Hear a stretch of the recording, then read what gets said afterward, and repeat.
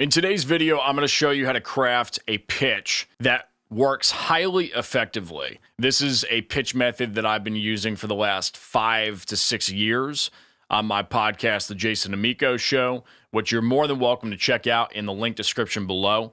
We've had over 150 episodes over the entirety of the creation of the show, and I've been blessed and honored to have featured guests such as Harvey Mason Jr., who is the current CEO of the Recording Academy. I've had Mark Farner on the show from Grand Funk Railroad, a multi-platinum selling artist, and Jessica Lynn, another great country artist who's placed in Billboard and other notable, incredible accolades. John Custer from in the production world, he's produced Corrosion of Conformity. So this method's worked, and I'm going to show you how you can implement it for your podcast so you can start getting the guests of your dreams like I've been able to do. So to start out, you're going to want a pitch that is short and sweet and to the point. And I'm a big fan of Keep It Simple, Stupid, KISS, that old acronym, but it really, really works. And I'm going to show you a couple of things that you can do to really stand out from the crowd in your pitch. So we'll take a look here, and I'll use Mark Farner's as an example. And if you see any information redacted, that's just for the privacy of the guests that I've had on my show. A lot of this information, though, you can find on outlets through search engines and whatnot. But if you would like to have some of these guests on your show, you're more than welcome to reach out to their management and agent listing contact information. But for the sake of this, we're just going to keep it redacted for now. But your topic, and in this case, I had met Mark in person at a show. So I used that to my advantage in this pitch. It wasn't completely cold, but this method works. Whether it's cold, whether it's lukewarm, whether it's hot, whether you know the person really well, whether they know you well, or whether you don't know each other at all, it's going to work. So, personal thank you and invite for Mark Farner, The Jason Damico Show. I want to use words like personal.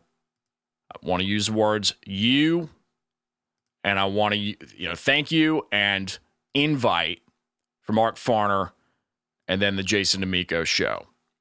This is 99.9% of the time the subject of the email that I'm going to use. And you can take this and make it work for you. Now, I believe based on the website, that Melissa was the contact. So I addressed the email to Melissa. Okay.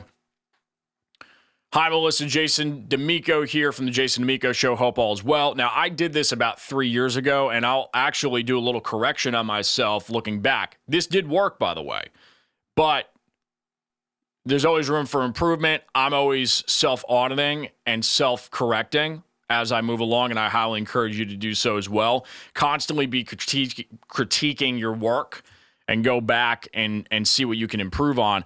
What I would have done here is I would have put just Jason here from The Jason Damico Show. It's a little bit more personal, but it still worked, so that's fine. I had the pleasure of meeting Mark at one of his shows back in 2019 at Saloon Studios. Now, if you look here, this date, I sent this pitch 3 years after I had met Mark. That's a long time. That's a really long time. I'm actually surprised looking at that now. I thought it was maybe within a year or so. At Saloon Studios in Western North Carolina, see picture attached. Again, I like to document because if you meet someone that you have that's been an influence of yours for years, get a picture if you can. You want to archive this information so you can use it. You want to have as much leverage as possible because a lot of these celebrities are meeting hundreds of people a week, and it is and for me in my career, I'll tell you that on kind of the micro celebrity level, once you get up to about 10,000 plus followers on your platforms, it's really hard to keep up with folks when you're meeting at shows. So pictures are really important, and it's great to have them to use in a format like this, because I have the picture here of us in the email. So we'll keep reading. Ended up talking with him at the hotel lobby nearby until 3 a.m. Coincidentally, Mark and I were staying at the same hotel, and he came in late after the show. I had already checked in, and I saw him in the lobby and was talking with a colleague of his, and I just kind of pushed myself to say hey again, and he invited me to sit down, and we chatted literally until 3 a.m. for about 3 hours. I think he checked in around midnight, and we just talked and had a great time. So I already came in warm with this. Even though it was 3 years later, we already had a warm exchange. There's obviously clout to a certain degree. Okay, was a bucket list fulfillment for me. It's a little cheesy, but it worked, right? I'm just critiquing what in now 3 years later. I thought I'd extend a personal invite to have Mark on the show as a featured guest. Would love to cover his story, and we could push any new music tour dates he's got coming up. This is your value proposition. Whenever you're pitching, you have to have a why and you have to have a value exchange. You've got to word it in a way that, because think about it, Mark has all the leverage here. However, because Mark doesn't need to be on my show, right? But the leverage is you want to push the button for them to at least trigger that, hey, yeah, I was a young guy in my 20s. I'm still relatively young. I'm 31, but I was in my 20s when I wrote out for this opportunity, and they don't need to be on this show. But the frame of mind is I can still provide value. You can still provide value to your A-list guests that you'd like to acquire. It may not be a tremendous amount of value, but it's better than zero, and you've got to go in with that mindset. So would love to cover his story and push any new music tour dates he's got coming up. That's your value. Because when they go to the podcast, they'll see that there's a certain amount of followers or whatever. If you're starting out zero, you've got to build from the ground up. I highly suggest, if you want to swing for the fences, be my guest, because I've done it and I've actually acquired them even when I had relatively way, way, way low numbers. My numbers are better now. They're in the few thousands of subscribers and listeners on YouTube and Spotify and Apple Music, Apple Podcasts. But I'm not a Joe Rogan. At this point in my career, I'm not a Joe Rogan. I'm not a Howard Stern, but I've created a decent following. So use your leverage. But, back to the copy. Below you'll find a link to the homepage site of the podcast to catch a vibe. And then I have that link here, which if I open in a new tab, that will open up. And I have a splash page on my website. I have a separate tab for the Jason Damico Show podcast. Okay, and here's some of the names I just listed off earlier. And Mark's on there. Mark is on there now, which is really cool. He wasn't on there then. If he's interested, let me know, and we can pencil in a date and time that works for him to capture via Zoom. Best, because Mark is in Michigan, and we were going to have to capture Zoom, and it was during the pandemic and whatnot. So here's a really, really key point. P.S., and I underline this, here's a quick personal thank you invite vid I made for Mark. Now, looking back on this, my video work, my communication skills have improved, which is great. But you got to start with where you're at. So for me, I would have probably made this video. I'm not going to play the whole video for you, but Mark, what's going on? Jason Damico here from the Jason Damico Show. Hope you're doing great. And it's crazy because the last time that we saw each other was the first time that I met you back in 2019. So I tell the story. It's about a 2.5 minute long video. Did they watch the whole video? I don't really know. But what your goal is with this video, I would suggest now, especially that TikTok and everything's been out, short form, everything is very, very, very short form oriented. Try to keep this video within 60 to 90 seconds. For example, if I wanted to pitch to Justin Timberlake, okay? Right, crazy, crazy pitch, but I would follow the same format.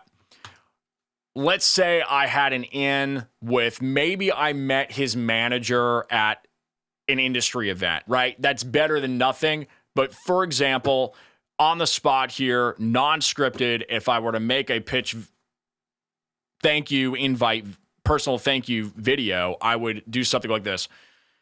Hey, Justin, what's happening? Jason Damico here from the Jason Damico Show. Been a big fan of yours for such a long time, and your manager, XYZ, said to reach out at some point about having you on the show as a featured guest, and would love to extend that opportunity to you. I know that you have a new album coming out in the next few months, and although you're doing Fallon and Kimmel and all the other incredible late night shows, I thought I'd just extend this personal invite to see if you'd be interested to be a featured guest. We have a few thousand followers, and we'd love to extend our audience to learn more about what you do. And they probably already know you exist, but, you know, exposure is exposure. So let me know if you're interested, and your manager, XYZ, will fill in the details, and we'll get you on via Zoom, or we can meet you at a location that works best if you're coming through the Southeast region, and we can capture in person. Thanks again, and looking forward to potentially having you on the show. Peace. Something like that. Anything you want to do, just be yourself, right? Have fun with it. And you can do these if you're really, really camera shy. You can do an audio clip. You can do, I don't know, maybe there's an idea out there that I haven't even expanded on. But what I like about Vmail, what I like about video is it's instantly recognizable, it's personal, and not a lot of people are doing this.